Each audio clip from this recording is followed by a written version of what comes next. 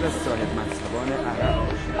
آدم من این معرکه غلط ندارم. عراقی ها شکست عراق خوراک ندارم. عراق را شاید مدائن را باید به خواب بدیم. اهامره نمرده. خلیفه است.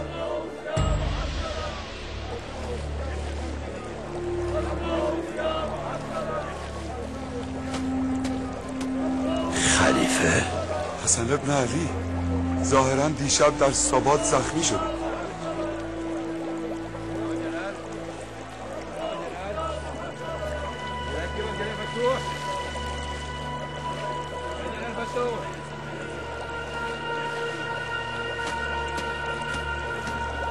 عرب ها خلیفه کشی را بدل به رزم کردند.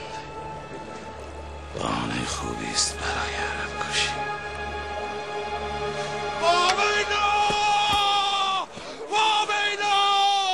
نوه سید المرسلین را دریابید، مدائن را بر دشمنان علی بشورانید. فریاد یا محمدا، فریاد یا محمدا، فریاد یا محمدا، فریاد یا محمدا، فریاد یا محمدا، فریاد یا محمدا، فریاد. اهامره قصدشان بلواست. فکر کنید خریت عجمان رنگ از مدائن را ویران کنید.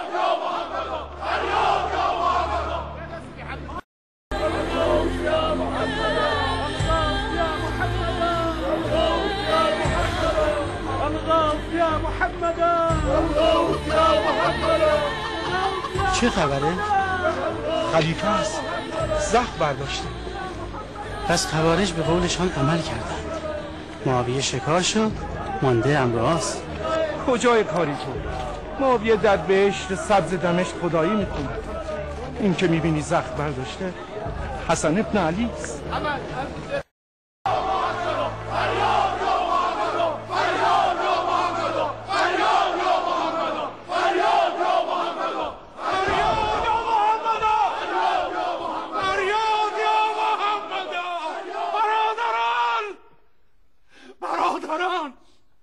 کجاست دردندان شکسته مصطفی؟ کجاست فرق بشکافته مرتضی؟ کجاست پهلوی شکسته خیرالنسا؟ پشایان ببرید، گریبان چاک دهید، خون ببارید، خاک بر سر کنید از این همه داغی که بر دل سید اولاد آدم. فریاد یا محمد، فریاد یا محمد، فریاد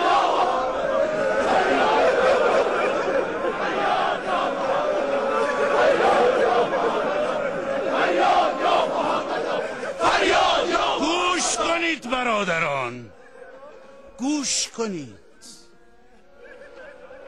جراحت و تنهایی امام را هیچ مویه و نوحه‌ای درمان نمی کند. آنها که پیش قراول سپاه امام بودند و نوبت به نوبت رفتند و به اسارت طلاهای معاویه در آمدند، خود را شیعه علی می خواندند. آنها که دست بیعت به پسر پیامبر دادند و او را تشویق به جنگ کردند، وقتی جرینگ جرینگ درهم و دینارهای شامی را شنیدند، شمشیر کشان به خیمه‌اش تاختند و غارتش کردند. نامسلمان ها حتی به گلیم زیر پا و دستار و سجاده‌اش رحم نکردند. حکایت این جماعت طماع طلاپرست حکایت قوم بنی اسرائیل است و گوساله سامری.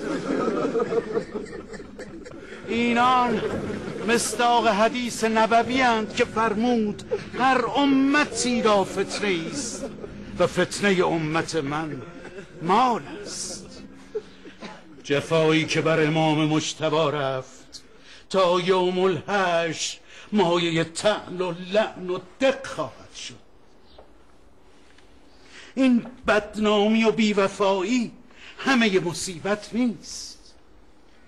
دیشب در سابات مدائن خنجر یک خارجی نابکار پای پسر پیامبر را درید. مدائن امروز میزبان سرو زخم خورده بوستان مصطفی است. مبادا کاری کنید که مثل کوفیان داغ بدنامی و ننگ بر جبین مدائنی حک شود. بر اشتر جهل و اسب خشمتان لگام بزنید تا بتوانیم با خرد و غیرت حیلت خصم را در هم شکنیم. حقه‌بازان شامی، سربازان نامرئی معاویه و عمرو با لباس مبدل در میان شما رخنه کردند تا با دعواهای عرب و عجم، اموی و علوی مدائن را برای پسر پیامبر ناامن کنند. مبادا فریبشان را بخورید. برادران، این مرد فرماندار منصوب ابو تراب است که امام مجتبی هم او را در مقام خود نشاند. او برای اهالی مدائن بوی حاکم پشمین پوش زنبیل بافشان سلمان فارسی را میدهد. پس توصیه‌اش را به جان و دل بشنوید. جناب فرماندار، ما برای سربازی و جانبازی آمده ایم. بفرمایید چه کنیم؟ از اجتماع کردن علل خصوص در جلو کوشک حکومتی اجتناب کنید که باعث قصور مأمورین در حفظ امنیت خواهد شد. به جای مویه و نوحه دعا کنید و به جای قیل و قال صبوری که خداوند با صابران است. برادران، دعا امن یجیب المضطر اذا دعا و یکشف السوء